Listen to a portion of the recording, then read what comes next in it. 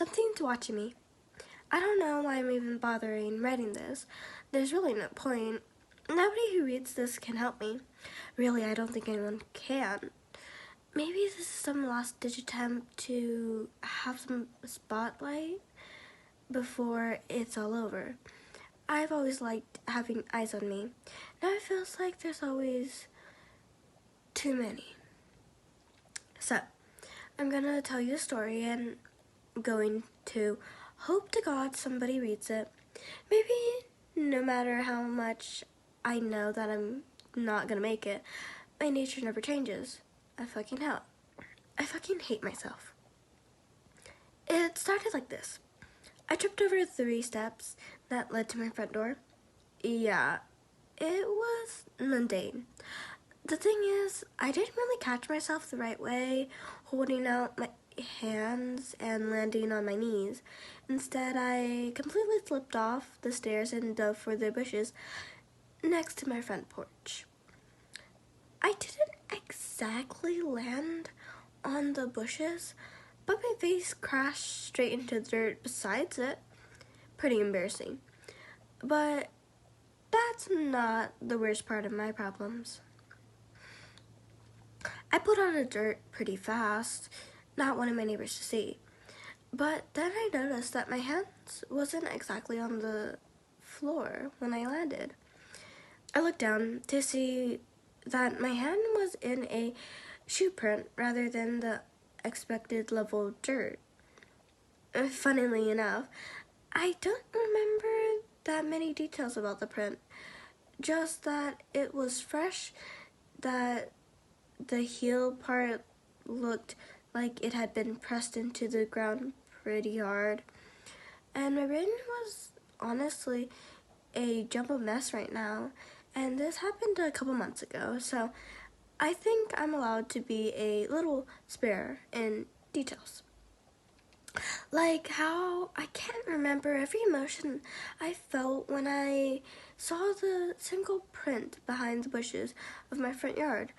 I do remember the panic, though. Yeah, that was definitely there. I remember that I traced the heel, wondering if the imprint had been too deep because someone had been crouching here. When I crouched a bit farther than that, looking for, well, I don't exactly remember. Probably another footprint. The average person has 2 feet. After all, I didn't find that though. Instead, I found an empty bullet shell, just hidden under the sleeves of leaves. At the time though, I didn't recognize it as a bullet shell because I've never seen a gun in person before, let alone seen what's inside of them. I pirated it though, then I called my sister because of the whole footprint thing that freaked me out, and she had always been the most rational person in the family. I knew that I could tell her anything and that she would let me know if I was being crazy. One wild, frantic call later, she was driving down the street, probably more concerned than afraid for me. If I'm being honest, I don't think I'd been very calm. Something about the shoe print had gotten to me, even if, at the time, it had only been a bad feeling. Anyways, my sister came not too long after, and I showed her the bullet shell. Still not exactly aware of what it was, she explained to me, and though I tried not to let my unsettled nerves show, it clearly hadn't worked, because she led me back to the house and told me to take the day off. She didn't seem particularly worried about my safety, just my health. My brain jumped to conclusions that she wouldn't ever have considered. She laughed, saying that I could call her if I got overwhelmed and stuff like that. I didn't really plan on taking her up on that offer. I still haven't. That night I couldn't sleep. It was the same with the night after that, and the ones after that, too. You get the idea. I was scared.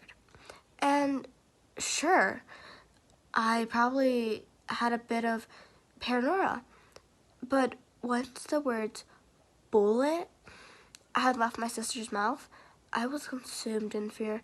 It wouldn't go away. I still haven't, really, which is why I'm writing this whole thing in the first place.